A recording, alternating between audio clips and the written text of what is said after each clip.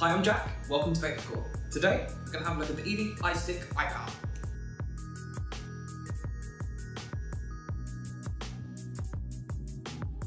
So the iPower is a little 80-watt device, nice little compact size with a 5,000 mAh built-in battery, so you get battery life all day, no worries. The modes it does your standard wattage mode, as well as some simplified power modes, which I'll show you up close, as well as temperature control, memory modes, and all that sort of thing. So, let's take a look up close, see how it goes. What it looks like on the front, with a little picture of the device. The back, you have some of the contents. Have a pause if you want to have a look through. And on the top of the box, you'll have your colour option. And on some of them, I believe it's the newest ones, they have it on the bottom like a little barcode. So you can check which colour you've got. So, looking inside the box. Slides out. You'll have your device sat on top. And then underneath, you get your user manual and micro USB charge cable. So now we have the device out of the box, we're going to have a look up close and see how to use it. Very simple device. As you can see, there is only 4 buttons to press, one of which is the fire button, 2 of them are up and down, and the one between the 2 is what will cycle through your modes, which is very simple and a lot easier than many other companies. So to turn the device on and off, 5 clicks of the fire button, which is the standard.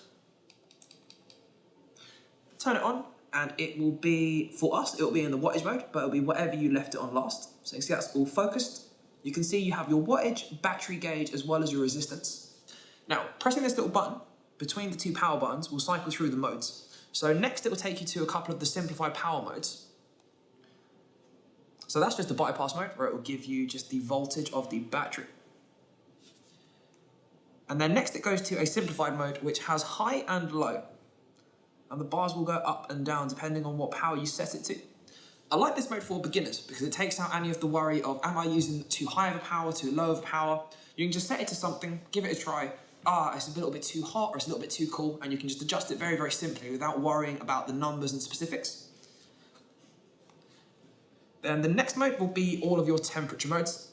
So as you can see here, you have your temperature, battery gauge, the same as the other one, but then it will have nickel beside it. So that'll tell you that you're in nickel mode. Pressing it again, that'll take it to titanium mode, which looks the exact same, just with the TI. And then for stainless steel, exact same thing again. And then you have your TCRs, which you have M1, M2, and M3, so you can set those to whatever. And then after those 3 modes, it takes you back to wattage. As I said, it's a very simple device to actually run through. Only 2 other things I'm going to mention. The width is a 23.5mm width, which sounds a little bit strange. You might be worried that 24mm atomizers will look a little bit too big, but it definitely isn't. I can show you here. There is the ever so slightest amount of overhang, but it's nothing that ruins the looks of the device at all. As you can see, it looks fine, and you can barely notice it once it's there. And the only other thing is the charging port, which lives on the bottom of the device itself. So plug it in, let it charge, sorted. So let's go back up and talk about the device and the pros and cons. So we've had a look at the device up close. Now I'm going to give you the pros and cons and who I'd recommend it to and for what reasoning. First pro would be the amount of colours that it comes in. This is a majority of them, and there's a couple more even as well, including the wood grain. The most apparent pro for me is the battery life. It is absolutely fantastic. Using it with the T18 tank, which is what I do myself, I've been getting about 3 days or so battery life, and that's with seriously heavy use. I'm not the sort of person that will take 2 puffs and leave it for a while. I like to have the device in my hand a lot of the time, and the battery life has never failed me, never died out in a day or anything, which is great. The USB charging makes it super easy to charge also. 510 connection, which is pretty much standard nowadays, but something I might as well mention. And the build quality and the price. So the price is $39.99. Depending on what colour you go for, it'll be the exact same. All the colours should be on the website so you can have a look through, see what you like. Another massive pro that I found about this thing is tough. It might be very light, but the build quality is absolutely fantastic. With my one, I've had it thrown in my bag, in my pocket, I've dropped it and bounced it. Not that I'd ever recommend doing that. But if you do drop it, you don't really have to worry about it breaking or falling apart on you, which is fantastic. Another one is the price as well. For what you're getting for the price that you're going to pay for this is absolutely fantastic. The battery life is great, the build quality is great, the performance is great, and the range of options you get is all fantastic, as well as the colour options. So whatever preferences you have colour-wise, there's metallic finishes, there's matte finishes, there's wooden finishes, something for everyone, which is fantastic. Again, size-wise, it's pocket-friendly enough, but for some people they might still find it a little bit too big, which would be one of the only cons that I found. Battery life is fantastic still, so it's not the sort of device that you're going to use for a few months and it'll die out on you either, which is wonderful. All the options in the chip, fantastic. So you've got your wattage modes, your temperature modes, memory modes, and then these simplified power modes, which some people might like, some people might not. Most people are used to using wattage mode, but again, something there for sort of people that aren't as comfortable using wattage or don't know what to use. For that little bar where you can go up or down, it's wonderful. Yeah, so cons, there aren't really many. The only two that I've really found is that if you're using the very, very low resistance coil, something like a 0.1 ohm, which is the low resistance limit for this device, the 80 watts might not just be enough. And that's a very subjective one, as I don't feel that many people that would be looking at this device would be using tanks like that. However, something to mention again.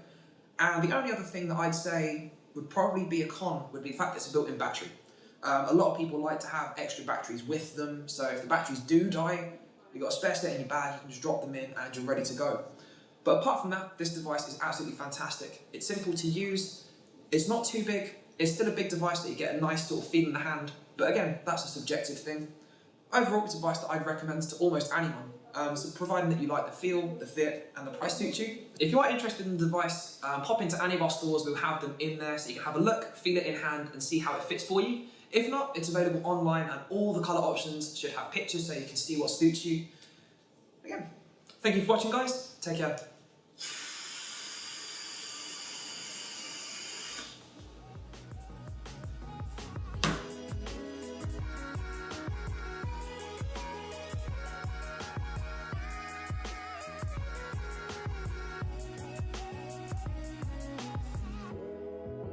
Hi, I'm Jack. Welcome to Vapourcore. Today, we're going to have a look at the Eleaf iStick iPower.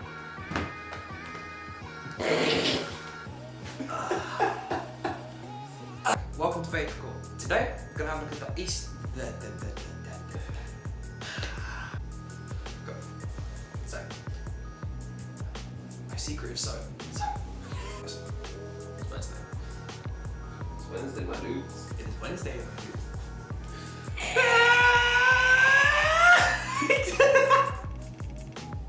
First try this one. So, we've had a look at the device up close. Now I'll just tell you the pros, cons, who I'd recommend it to, as we always do. Again, thank you for watching, guys. Take care. Take care. Wait for me to put the water gel before I take a bath. Oh no.